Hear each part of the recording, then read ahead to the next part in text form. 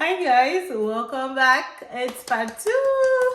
I know, relax. I know you're saying, but you said I didn't go anywhere. I just thought that video was too long and there was no need for, just making it extra long. So I decided to cut in between. So welcome back to part two. If you haven't seen part one, please click on this link right here. Kindly watch that before you watch this one, so you have the full gist. Okay.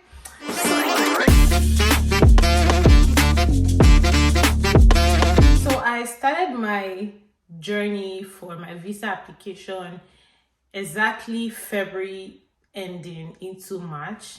I decided to do research all over again because now I was sure that this is what God wanted for me. This is what God wanted me to do. And I found a school and I tried to apply, but I figured out they were not allowing me to apply. So I reached out to the program coordinator and I said, I'm trying to apply for this program, but this is what's happening. So they sent me an email asking a couple of questions. I responded and eventually got to know that they don't allow students from Nigeria and some other countries apply for admission themselves. So they gave me a list of their designated agents. I did mini mo, picked one, reached out to them, and the journey began.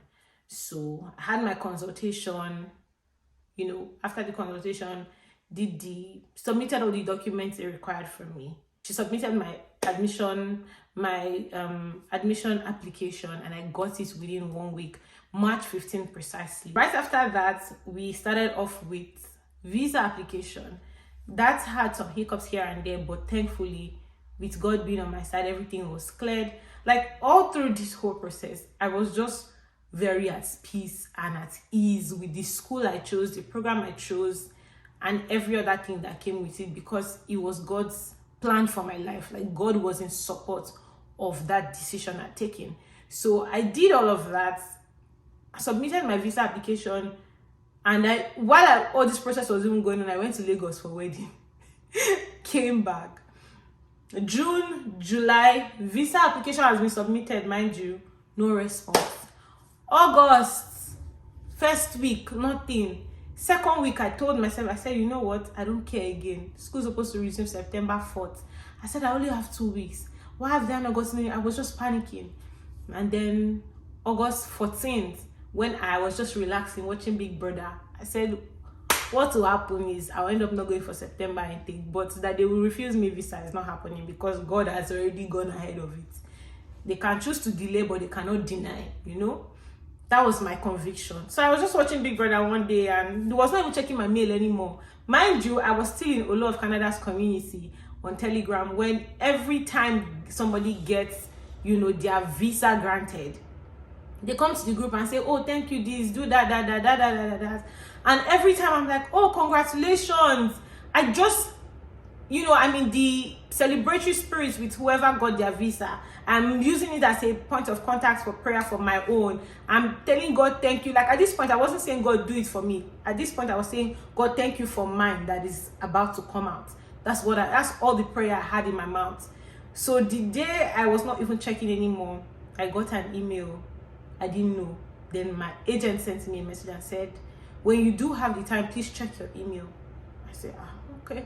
I checked my email. So the glory of God and the shame of the devil, it was my passport request email that my visa had been approved. I jumped, I screamed, I cried. I'm sure you've seen my travel video rather.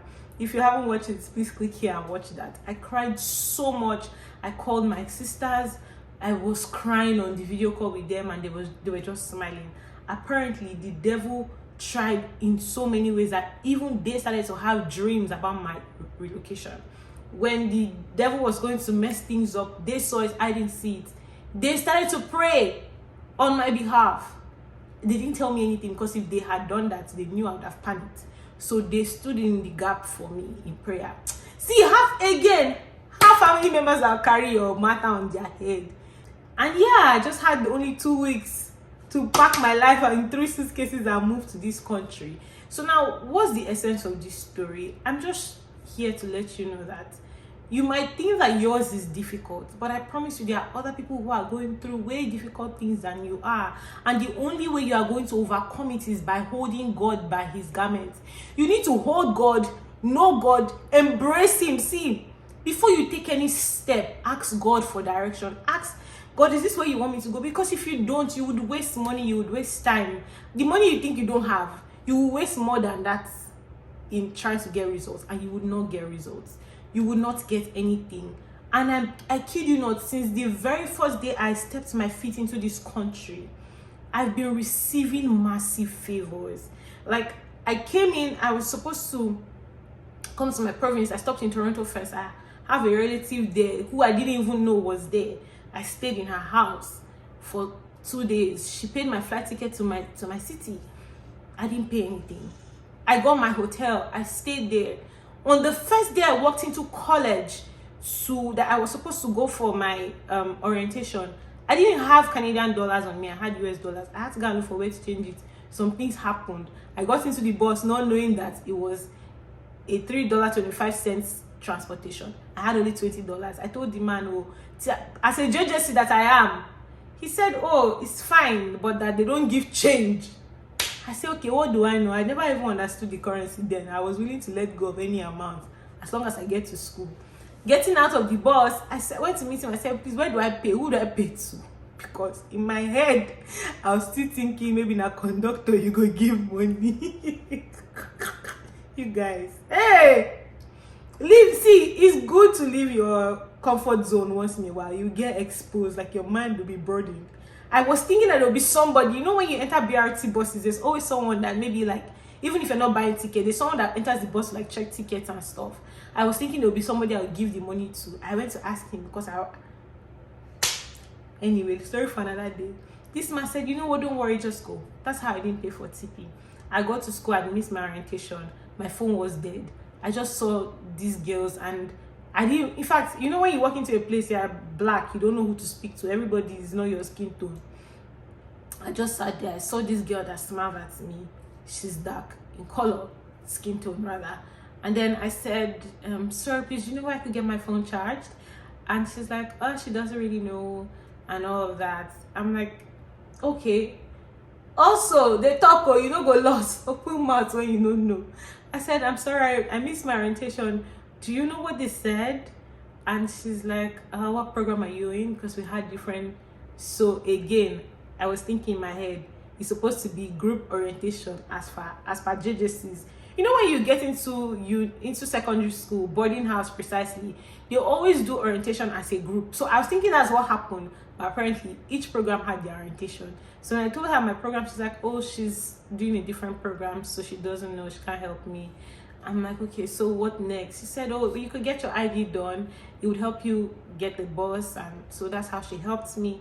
While she was helping me, the next girl sitting to her was a black girl. So apparently that girl happens to be my housemate today. You see, these two girls I met the very first day I walked into college, these have been my closest friends till date. And they have been the biggest blessings God have given to me.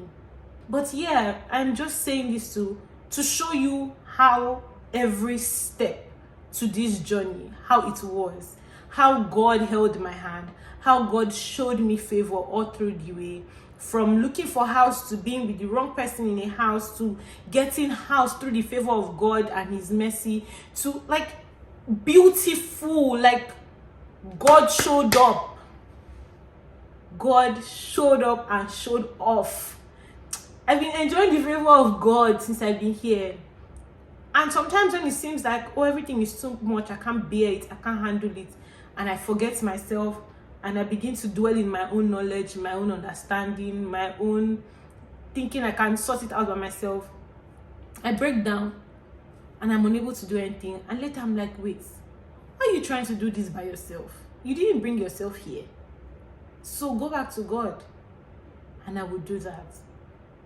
It's not easy, I'm not going to lie, especially if you're not a strong Christian. But it's a habit I'm pleading with you to form today. Form that habit of asking God for the most silly things.